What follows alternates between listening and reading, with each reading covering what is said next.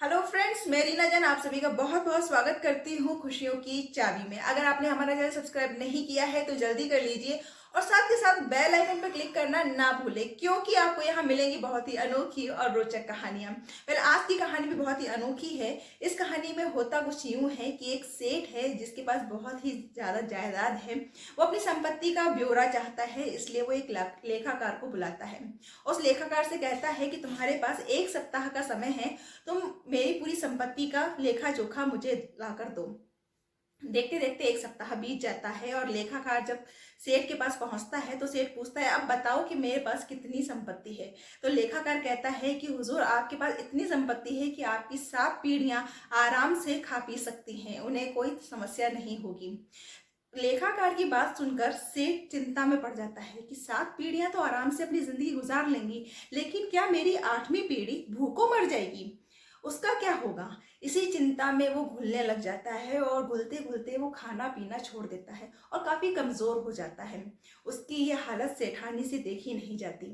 सेठानी सेठ को एक साधु महात्मा से मिलने के लिए कहती हैं कि आप अपनी समस्या जो है साधु महात्मा को बताइए, वो आपको कोई ना कोई उपाय जरूर बताएंगे। सेठानी की बात मानकर सेठ साधु महात्मा के पास पहुंचता है और अपनी समस्या बताता है।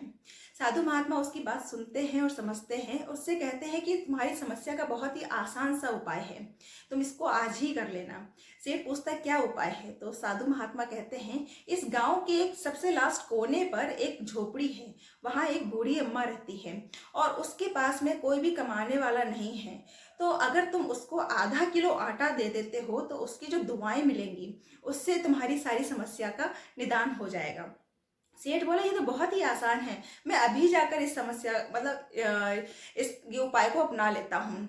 जैसे ही सेठ वहां पहुंचता है, लेकिन वो अपने साथ में 1 क्विंटल आटा लेकर जाता है और वो उस बूढ़ी अम्मा को बोलता है कि मैं आपके लिए आटा लेकर आया हूँ, आप इसे ले लीजिए। तो जो बूढ़ी अम्मा होती हैं वो मना कर देती हैं कि मुझे नहीं चाहिए, मेरे पास आज का आटा है। तो वो सेठ कहता है कोई बात नहीं, अगर आपके पास आज का आटा है तो आप इसे कल खा लीजिएगा। तो वो कहती कि नहीं, मुझे नहीं चाहिए, मुझे जितना चाहिए था मेरे पास है, मुझे इससे ज़्यादा नहीं चाहिए। सेठ उसको बहुत कोशिश करता है मनाने की, बूढ़ी अम्मा को, लेकिन वो मानती ही नहीं। फिर लास्ट में सेठ कहता है कि एक काम करो कि आप 1 क्विंटल ना लो, लेकिन आधा किलो आटा तो ले सकते हो, ये आपकी कल रोटी बनाने काम आ जाएगा। अम्मा फिर भी मना कर देते हैं कि मुझे नहीं चाहिए। तो सेठ कहता है फिर आप कल क्या करोगे? तो वो अम्मा कहती हैं कि जब जैसे अब तक मेरा खाना पीना चलता रहा है, जैसे अब तक मेरी ज़रूरत पूरी होती रही है, कल भी हो जाएगी। मेरी आज की ज़रूरत पूरी हो चुकी है और मुझे आज ये आटा नहीं चाहिए और कल भी मेरी ज़रूरत पूरी हो जाएगी। सेठ को अम्मा की बात सुनी और उसे एहसास हुआ कि ये इतनी गरीब हैं, इन्हें कल की चिंता नहीं है कि कल इनके खाने का गुजारा कैसे होगा, कल इन्हें कहाँ से खाना मिलेगा। मेरे पास तो इतना सब कुछ है, इतनी बड़ी संपत्ति है कि मेरी 7 पीढ़ियां आराम से अपनी जिंदगी गुजार सकती हैं, फिर भी मैं 8वीं पीढ़ी की चिंता में घुला जा रहा हूँ। सेठ को अपनी गलती का एहसास हुआ और उसने निश्चय किया कि अब वो अपनी इस चिंता को छोड़ देगा और खुशी खुशी जीवन व्यतीत करेगा। दोस्तों, हम सभी के साथ भी कुछ ऐसा ही होता है कि हमारे पास जो है हम उसकी खुशी नहीं मनाते, बल्कि जो नहीं है उसका दुख मनाते हैं।